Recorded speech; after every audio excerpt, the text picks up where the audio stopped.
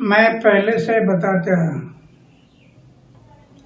कि चुनाव लड़ते समय उम्मीदवार का आचार शुद्ध होना, विचार शुद्ध होना, जीवन निष्कलंक होना, जीवन में त्याग होना और अपमान पीने की शक्ति होना, ये गुण अगर उम्मीदवार में है तो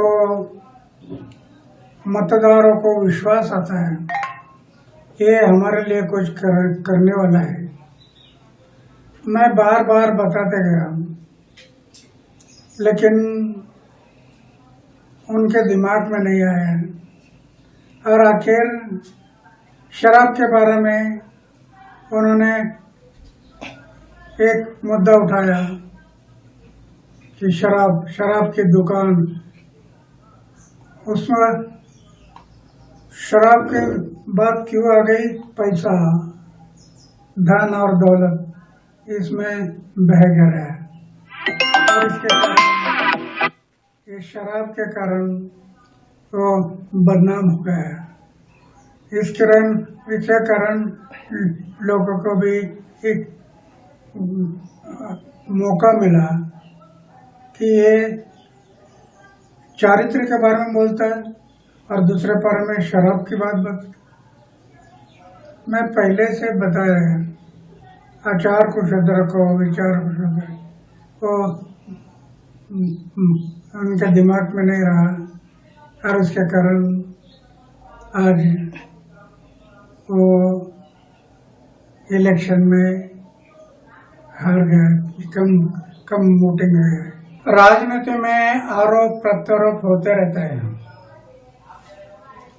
लेकिन जब आरोप होते हैं तो ये आरोप कैसे गलत है वो जनता को दिखाना जरूरी है कि ये मेरे ऊपर जो आरोप हुआ ये गलत है। ये साबित करना पड़ता है। जो साबित होगा तो कोई नहीं बिगड़ सकता है।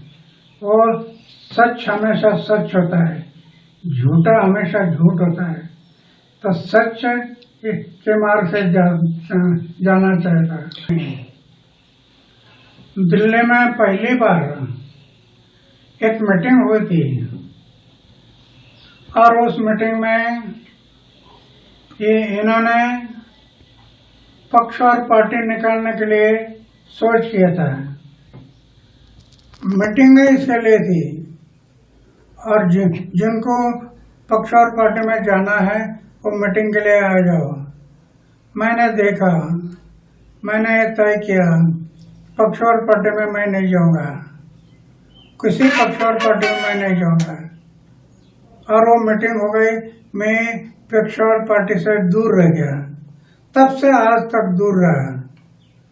फिर वो पक्ष निकाले, पार्टी निकाला और पार्टी में चले। ये नया पार्टी था, लोगों ने विश्वास किया। आगे चलकर शराब की बात, शराब के दुकान निकालना, शराब के बिक्री के दुकान बढ़ाना, पैसा सामने आ गया और उसमें से उनका इमेज खत्म हो गया।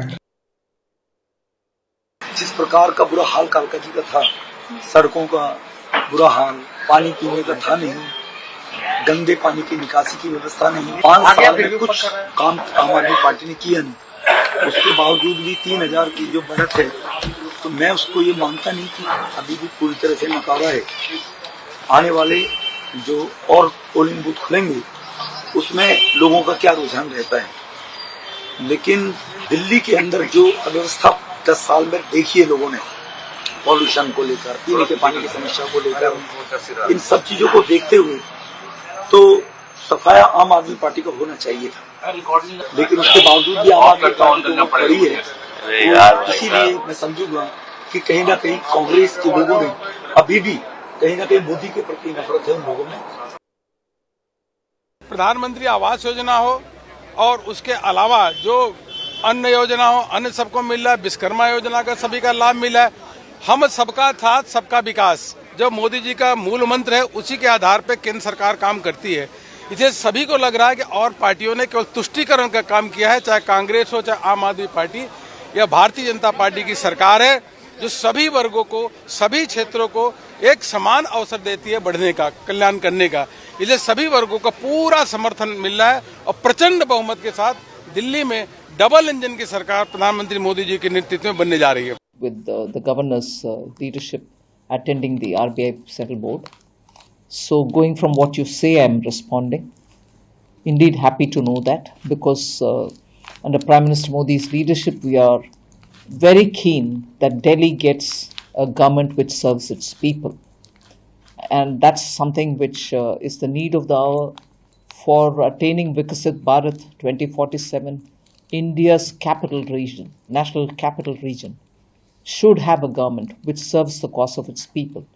And I strongly believe that the roadmap that the Prime Minister has set for the country should certainly take Delhi on the top priority and serve its people from every point of view, for all the human development indicator related issues and also the fundamental infrastructure, schools, hospitals, people's health care, and the capital worth India's Viksit Bharat aspirations. विधानसभा का चुनाव हम सब कार्यकर्ताओं ने मिलकर बहुत मेहनत से लड़ा। जंगपुरा विधानसभा के लोगों ने भी बहुत प्यार, मोहब्बत, सम्मान दिया, लेकिन 600 वोट से लगभग 600 वोट से उसमें हम पीछे रह गए। तो मैं जो कैंडिडेट जीते हैं उनको बधाई देता हूं और उम्मीद करता हूं कि जंगपुरा की समस्याओं को वो हल करेंगे, जंगपुरा के लोगों की जितनी भी चीजें हैं उनको हल करेंगे। बाकी तो अब बाकी देखते हैं।